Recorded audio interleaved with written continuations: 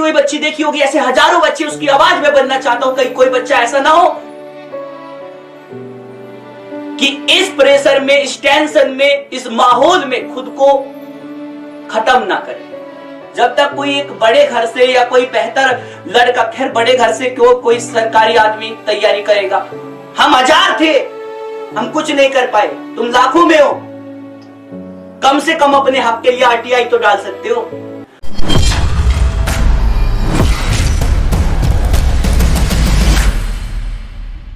पता है क्यों नहीं होंगे? उनके हिसाब से, मेरिट के हिसाब से। तुम्हारे हिसाब से तो तुम काबिल तब भी थे जब तुमने एग्जाम दिया था। ये वाले भी बच्चे काबिल ही है। हाँ बच्चा, एक मिनट रुकिएगा।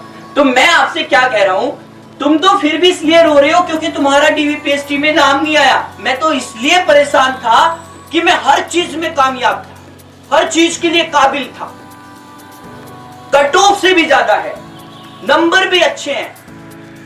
कटने के बाद 36 नंबर के आसपास कटने के बाद भी मेरा मेरिट में नंबर, लेकिन रिटन इन फेल। ऐसा मैं नहीं, ऐसा हजारों बच्चों के साथ हुआ। केवल सेक्शनल नॉर्मलाइजेशन के चलते, या इस नॉर्मलाइजेशन के चलते ही मैं तो बोलूंगा, मैं तो खैर सेक्शनल नॉर्मलाइजेशन का शिकार हूं, या बाकी और भी होंगे, बहुत सारे होंगे, लेकिन जिसके घर में आग लगती है उसे दर्द समझ में आता है। आज तुम्हें समझ में आ रहा है, तुम लाखों में हो, तुम चीजें शायद बदल भी पाओ अपने हिसाब से। मैं नहीं बदल पाया, हजारों नहीं बदल पाए, और ना बदल पाएंगे कभी। जब तक कोई एक बड़े घर से या कोई बेहतर लड़का, खैर बड़े घर से क्यों, कोई सरकारी आदमी तैयारी करेगा, पैसों की जिसके पास कमी नहीं हो, हम जैसे आदमी में थोड़ी ना काउंट होगा। तो खैर कोई ऐसा तो होगा जिसकी आवाज कहीं ना कहीं पहुंचेगी जरूर। मैं कह रहा हूं दिल से, मेरे हर बार जब भी यूपीएसआई का नाम आता है तो मेरे दिल से बस एकदम दुख एकदम ऐसा मन करता है, जो बिलक जाता है ना, जैसे कहीं मछली तड़पने लगती है पानी से बाहर आके, मेरे वो हालात हो जाते हैं एसआई के नाम से। मैंने बार बार बोला, मैंने वो वीडियो भी बनाई थी जिस दिन सुप्रीम कोर्ट का फैसला आया था। मैंने कहा था पता नहीं ये किस तरह का फैसला है, क्या है ये चीज। खैर कोई बात नहीं, आज तुम शायद इस दर्द को नहीं समझोगे। मैंने उस बात अपनी रोक दी थी, मैंने वो बात कहते हुए, मैंने वो बात रोक दी थी अपनी कहते हुए कि जो हमारे साथ हुआ कल तुम्हारे साथ होगा, कहीं तुम्हें बुरा ना लग जाए। लेकिन आज वो हुआ है।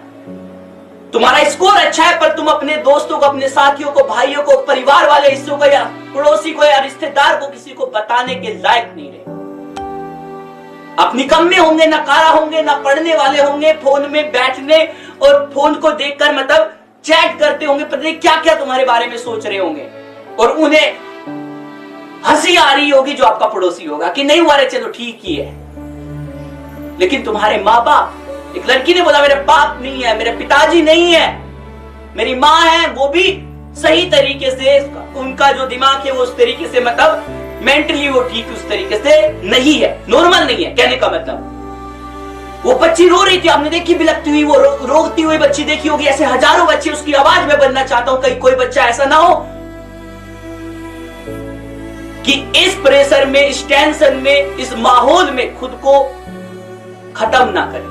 मैं वो आवाज बन के यहां पे खड़ा हूं, थोड़ी देर के लिए सही, लेकिन बच्चा समय, खुद को ऐसे मौके में, ऐसे टाइम पे खुद को बाहर निकालने के लिए अकेले मत रहना।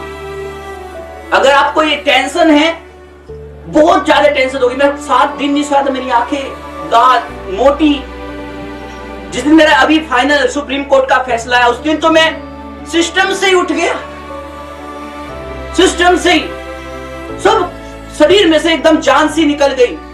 यूपीएसआई नहीं निकल गया, हालांकि मैं चाहे ज्वाइन करता या नहीं करता वो बात अलग थी, पर मेरा ड्रीम, मेरा सपना, और जो हजारों लाखों बच्चे मुझमें एक आइडियल मानते थे एसआई के लिए, वो सपना मेरा खत्म। मेरे हाथ पैर जैसे मतलब काम करने बंद हो गया, अपाहिज सा मैं अपने आप को फील कर रहा था। मैं कमरे पे गया, मुझे ये नहीं पता किसका फोन आ रहा है, मैं कैसे किससे बात करूं, क्या मैं बोलूं, मैं किसको क्या समझाऊं। यार मैं सबके लिए सपना एक देख रहा था, यार मैं तो ऐसा ही सिलेक्टेड हूं, ये हूं, नंबर भी मेरे अच्छे हैं, हाई कोर्ट का फैसला, ये फैसला, वो फैसला, कोई फैसला नहीं यार, सीधे एक ही आवाज है, खत्म करो यार, जो हमने कहा वो सही है, वो सही है। अब तुम देख रहे हो ना अपना हिसाब, ये तुम्हारे साथ हुआ है आज, इसलिए तुम दुखी हो, और वो खुश है जिसका ये रिजल्ट नहीं आया, वो सिलेक्शन ले चुका, उसे वो दुख जब महसूस होगा, जैसे मैंने डीवीपीएसटी दिया, फिजिकल मैंने दिया, मेडिकल के लिए मैंने खुद को फिट रखने के लिए दिन रात मेहनत की, अपनी आंखों की टेस्टिंग करवाई, अपने शरीर की टेस्टिंग कराई, कई बार सरकारी हॉस्पिटल में गया, और उसके बाद पता क्या चला, तुम रिटिन फेल। कोई विश्वास करेगा? अरे ये किस तरह का भाई साहब अप्रैल फूल बनाया तुमने, ऐसा तो कोई मजाक ही नहीं करता, घटिया मजाक। मेरे साथ का बंदा रनिंग करते करते मर गया और तुम कहते हो आज रिटिन फेल। भाई डीवीपीएसटी के लिए क्यों बुलाया था तुमने? फिजिकल के लिए तुमने क्यों बुलाया था? तुम तो खैर कहीं बुलाए नहीं गए, तब तुम फेल हो।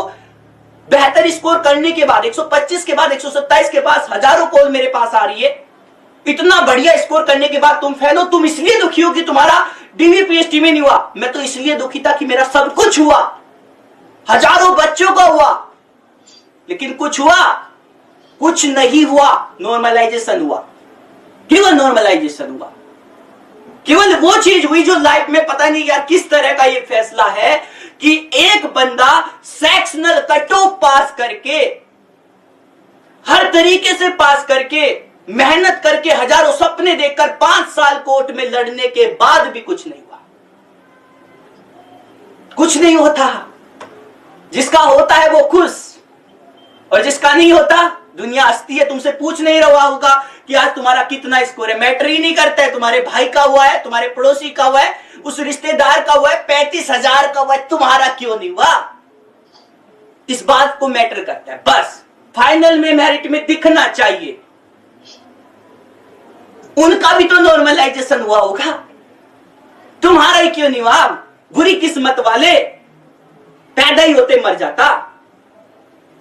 मैं खुद को कह रहा हूं, ऐसा मेरे साथ हुआ। उन हजारों लाखों की किस्मत में भी तो ये चीज हुआ होगा ना, नॉर्मलाइजेशन। उनका कैसे सिलेक्शन हो गया? जरूर तेरे अंदर कोई कमी है।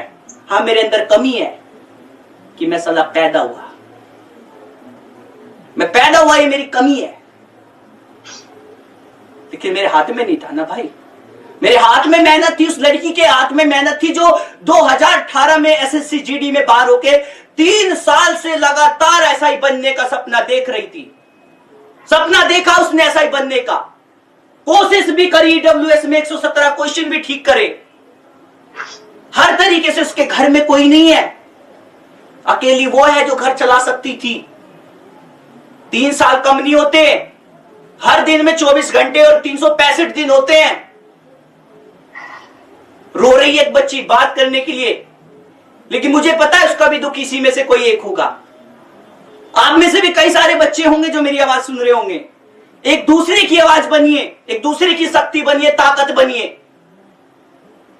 हम 1000 थे, हम कुछ नहीं कर पाए, तुम लाखों में हो। कम से कम अपने हक के लिए आरटीआई तो डाल सकते हो। अरे भाई, मेरे 127 क्वेश्चन ठीक है, मुझे कम से कम इस बात को जानने का अधिकार तो है कि आखिर 115 पे सिलेक्शन होना था, 110 पे सिलेक्शन होना था, तो 127 पे क्यों नहीं है?